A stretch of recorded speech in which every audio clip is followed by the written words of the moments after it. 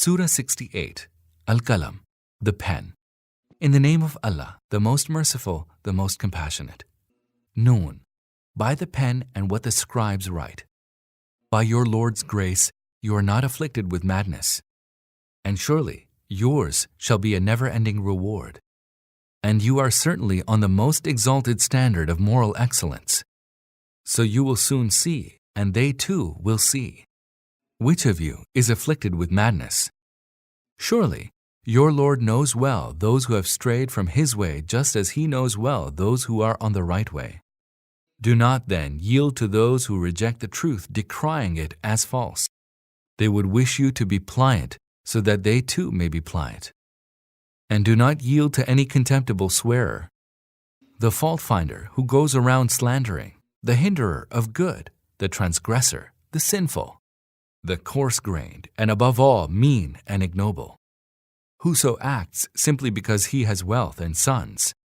And whenever our verses are rehearsed to him, he says, "These are fairy tales of times gone by. Soon shall we brand him on his snout." We have put them, i.e. the Makkans, to test, even as we put to test the owners of the orchard when they vowed that they would gather the fruit of their orchard in the morning, without making any allowance for the will of Allah. Thereupon a calamity from your Lord passed over it while they were asleep. And so by morning the orchard lay as though it had been fully harvested.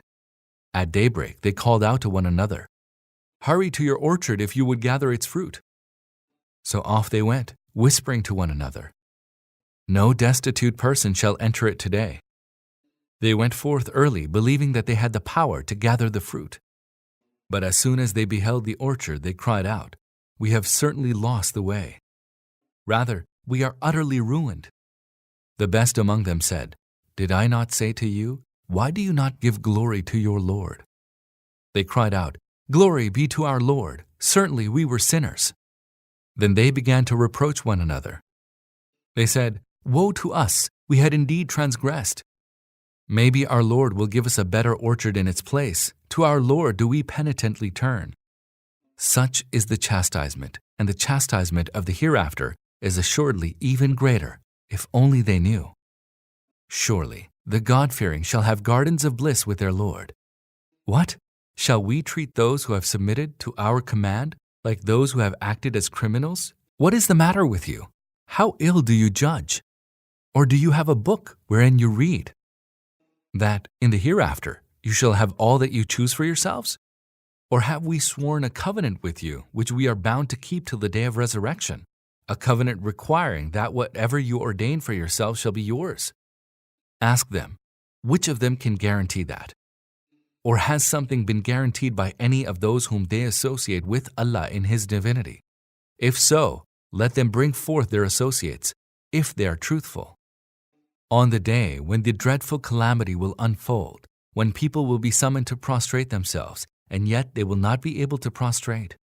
Their eyes shall be downcast, and ignominy shall overwhelm them. For when they were safe and sound, they were summoned to prostrate themselves, and they refused. So leave me, O Prophet, to deal with him who gives the lie to this discourse. We shall draw them little by little to their undoing, in a way that they will not know. I am giving them a respite. Great is my scheme. Or are you asking them for some compensation so that they feel burdened with debt? Or do they have any knowledge of the unseen which they are now writing down?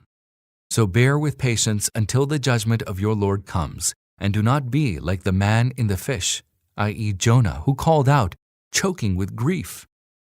Had his Lord not bestowed His favor upon him, he would have been cast upon that barren shore and would have remained there in disgrace. But his Lord exalted him and included him among His righteous servants. When the unbelievers hear His exhortation, they look at you as though they would knock you off your feet with their hostile glances.